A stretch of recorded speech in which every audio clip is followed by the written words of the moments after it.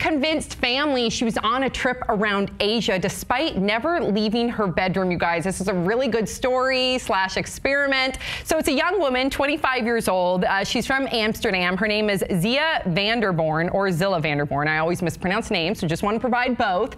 And basically what she did is she fooled her family into believing, and her friends, that she was on a trip through Thailand, Cambodia, Laos. And what she did is she first had her family drop her off at the airport. Then she must have taken, I don't know, a bus or a cab back to her apartment or her house in Amsterdam. Then she mocked up a bunch of different photos. For instance, to make it look like she was snorkeling, she shot herself inside a pool and then photoshopped it. She also photoshopped herself into other pictures. She would call her family, Skype her family, and she put up Thai umbrellas and little white lights. She also would text her family at random hours. So why did she go through all this trouble? Why the grand scheme? It was for her university graduation project, and she wanted to basically show that social media doesn't always reflect our reality. She says, quote, "I did this to show people that we filter and manipulate what we show on social media." Thoughts, 5 words or less. An introvert's hero. Money-making scheme.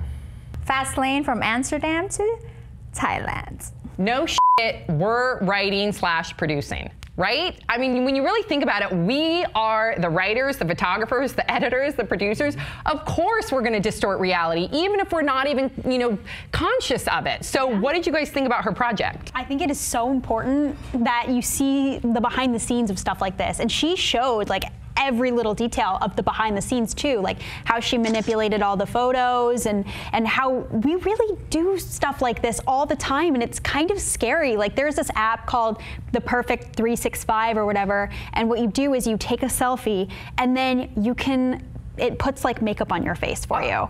Oh, give me that app, girl. And it makes but listen, and that sounds great, right? Except you can slim your face in, your chin, you can give yourself a nose job, eyelash extensions in this app, and I'll see on Instagram, if you look really closely, you can see it.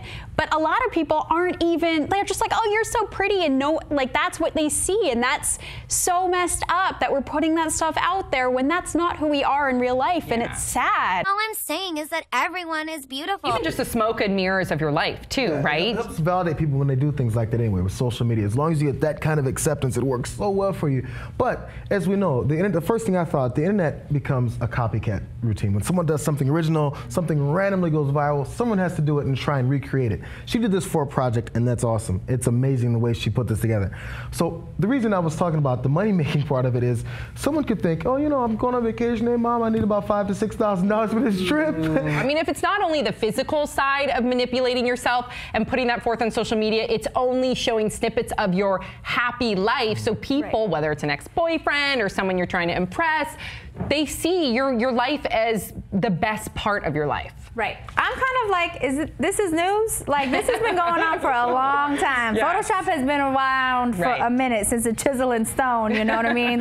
You could really manipulate stuff. I think we're getting to that point where people are pretty well aware. I hope so. I really do. And I feel like people are starting to crave something a little bit more unfiltered too. And I think that has a lot to do with YouTube, at least the birth of YouTube. Maybe it's gotten a little watered down now, but I feel like whether it's through social media or whether it's through even in mainstream television, we want to see an unfiltered, more raw version, because for a while there we were seeing everything almost amplified to its best version. And I think we're rejecting it. We're tired of being tricked. Yeah. You know what I mean? I think that's what it is. And I think that's why reality shows and all those things are so popular, even though it turns out some of those are even scripted or whatever, because nobody wants to log on to Facebook and see how happy you are and how perfect you are and how perfect your kids are and how perfect your marriage is, because then you feel bad about yourself, because you're like, wait, but my kids aren't perfect or my marriage isn't, whatever, and then that makes you feel bad.